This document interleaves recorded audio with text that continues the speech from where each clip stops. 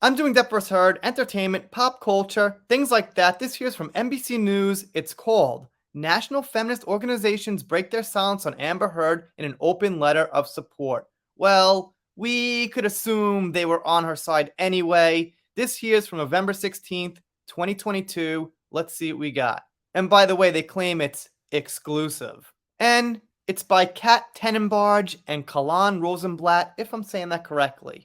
More than 130 people, including Gloria Steinem and organizations in the field of women's rights advocacy and domestic violence and sexual assault awareness, have signed an open letter to support Amber Heard, who lost a defamation suit this year brought by her ex-husband, Johnny Depp, for an op-ed in which she said she was a public figure representing domestic abuse. Now, let me note something I haven't actually said. It wasn't just that one op-ed. The thing is, after that op-ed, a lot of articles flooded in and followed it. We'll get back to that, but keep that in mind because it's actually pretty important. And they say here they have this letter that was exclusively shared with NBC News, of course.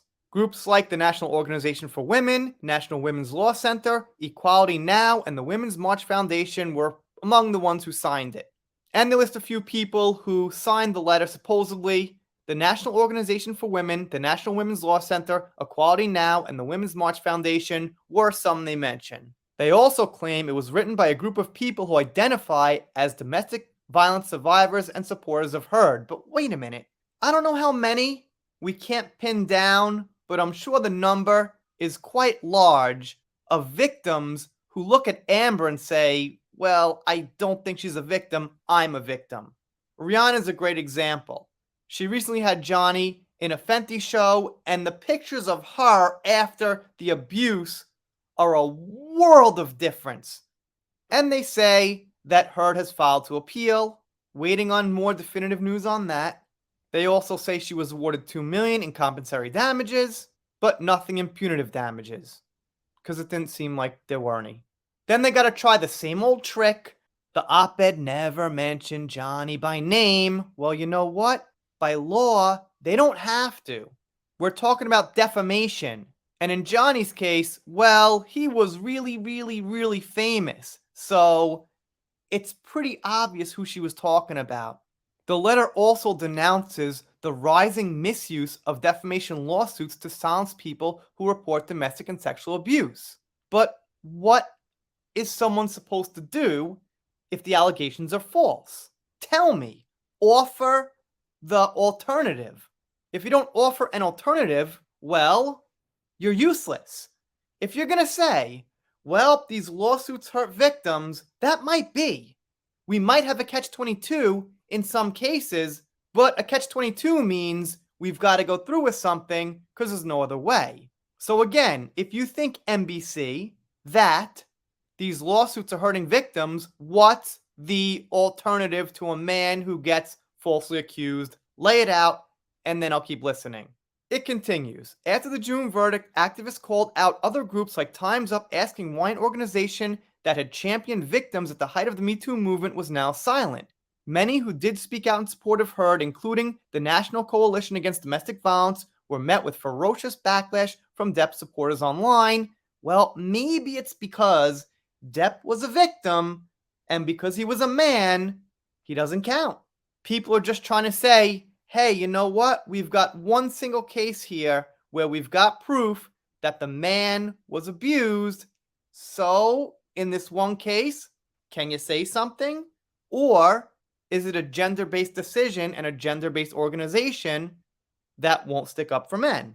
That's the question that the Depp supporters were ferociously throwing out there. And they say the people who signed the letter want to remain anonymous. Okay, part of me understands, but then part of me says, well, you could at least put out some info on who you are. If you don't, it doesn't mean as much. I'm not showing my real name, it's not necessary, but you could see my face. I put a name out there you could identify me by. I'm not just some anonymous person. And of course, they get into the really, really dead horse of online harassment, disinformation, biphobia. All right, they say biphobia. I mean, Are these things really the core issue here? Yeah, there might be some of that. Johnny's got like 30 or 40 million fans or something like that. So a small group of them is going to get some things wrong. It's going to be disinformation. There's going to be maybe some misogyny mixed in there. Sure. Maybe even a tiny, tiny, tiny 0.0001% or something has some biphobia. But those are not the issues. And they also beat the dead horse that they've said over and over that if it could happen to Amber, it'll discourage other victims from coming forward, which is completely not true because other victims won't have to make up these stories, have their friends, do silly things. They'll be victims. They'll tell their tale and they'll be believed if, in fact, they were abused. Now, on the flip side, it might be good to think about things and require better evidence. Now, I know there's not evidence in every case. That's very understandable. However, it's still good to think critical about things and not just make assumptions. That's the main point, I think, of, you could say, the movement behind supporting Johnny. Think critical, don't judge by gender. Pretty reasonable to me. And then they go on to say that 90 experts chipped in their opinion. 90 domestic violence experts. Did they watch the trial? Do they have anything to say about Amber at all? Are they playing both sides even? If they're convinced, if they're absolutely convinced that Johnny did abuse Amber, are they at least acknowledging that he got abused? Because we've got a lot of evidence for it. I don't think he did, but hypothetically, if you believe that he did, you still should also believe she did. But I guess the experts were too busy to watch the trial. That's just my silly little opinion. I'm not an expert. And again, it goes on to say that we cannot silence victims by using courts and lawsuits. All right, got to go back to what's the alternative? Offer the alternative, and okay, we'll have a conversation.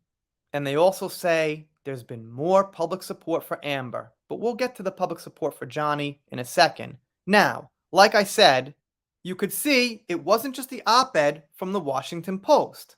A lot of publications reported on that op-ed and they amplified its voice and its reach. So, when you think about it, it was even worse than it seems.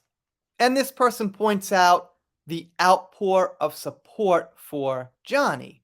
We've got 4.6 million people who have signed this petition to remove Amber Heard from Aquaman 2. As of now, I suppose she's still in it. We're waiting on news. We shall see. Hard to predict at this point. And this person here has to remind NBC that the evidence Amber presented wasn't really actually evidence at all.